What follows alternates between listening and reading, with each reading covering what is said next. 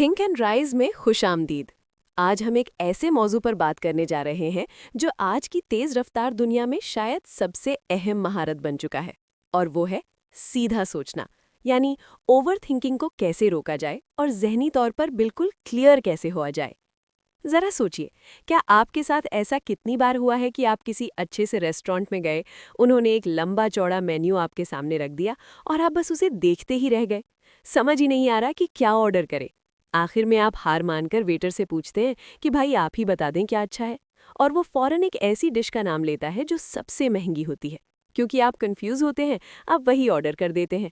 नतीजा ये निकलता है कि ना वो डिश आपको पसंद आती है और ना ही पैसे बचते हैं। वेटर ने तो अपना काम कर लिया, लेकिन नुकसान आपका हुआ। और जानते हैं, बिल्कुल यही चीज़ हमारी ज़िंदगी में भी होती है। जब हम कंफ्यूज होते हैं, जब हम ज़्यादा सोचने के चक्कर में फंस जाते हैं, तो हम खुद फैसले नहीं कर पाते।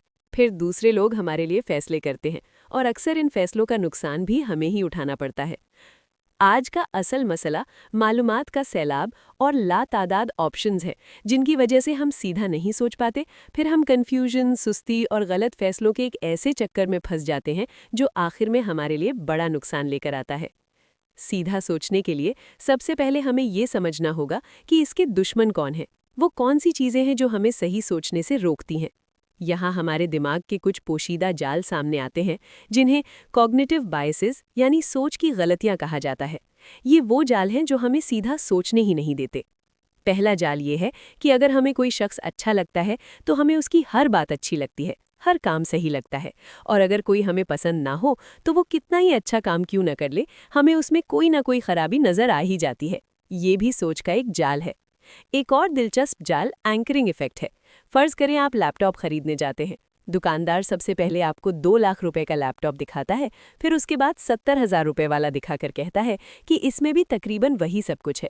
अब वो 70,000 वाला लैपटॉप आपको जबरदस्त डील लगने लगता है, क्योंकि पहले ही आपके दिमाग में 2 लाख का एंकर डाल दिया गया था। फिर आता है एंडाउमेंट इफेक्ट।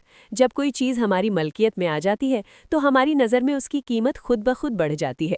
यही वजह है कि अपनी चीज़ हमें ज़्यादा कीमती लगती है और दूसरे की चीज़ कम। तो सवाल ये है कि इन जहनी जालों से बचा कैसे जाए। इसका हल एक 4 हिस्सों पर मुश्तमिल फ्रेमवर्क में है, जो न्यूरोप्लास्टिसिटी की साइंस पर मबनी है, यानी हमारे दिमाग की खुद को बदलने की सलाहियत। पहला उसूल है एंटी फ्रेजाइल बनना। नाजुक चीज़ दबाव में टूट जाती है, लेकिन एंटी फ्रेजाइल चीज़ दबाव में मजबूत होती है, जैसे हीरा, जो शदीद दबाव के बाद ही बनता है। जिंदगी में जब मुश्किल आए या शर्मिंदगी हो तो टूटने के बजाय ये सोचें कि आप मजबूत हो रहे हैं, आपकी थिक स्किन बन रही है। दूसरी बात ये समझना ज़रूरी है कि तरक्की कभी सीधी लाइन में नहीं होती।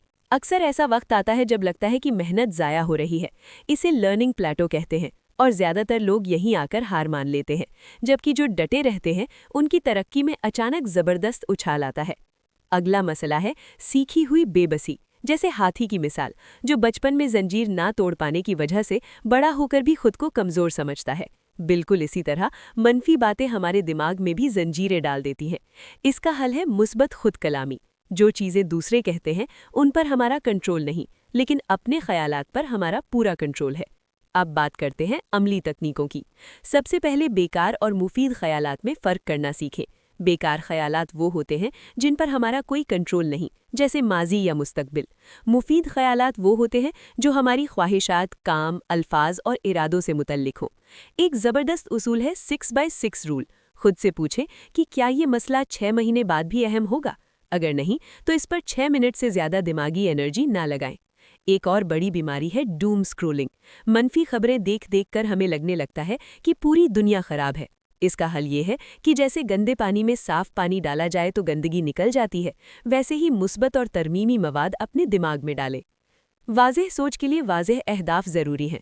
इसके लिए स्मार्ट फ्रेमवर्क बेहतरीन है, जो बड़ी ख्वाहिशात को काबिल अमल कदमों में बदल देता है। और आखिर में एक ख़तरनाक बीमारी है एक्सक्यूज़िटीज़, यानी बहाने बनाने की आदत। हकीकत यह है कि हर मसले का कोई ना कोई हल मौजूद है, और आज के दौर में ज़्यादातर हल मुफ्त मिल जाते हैं। असल मसला अमल न करना है। आखिर में सबसे अहम उसूल न्यूरोप्लास्टिसिटी है। जो आसाबी खलिए एक साथ फायर करते हैं वो एक साथ जुड़ जाते हैं। वाज़ेह सोच कोई जादू नहीं, बल्कि मुसलसल मश्क से आने वाली महारत है। तकरार से दिमाग में मजबूत रास्ते बनते हैं।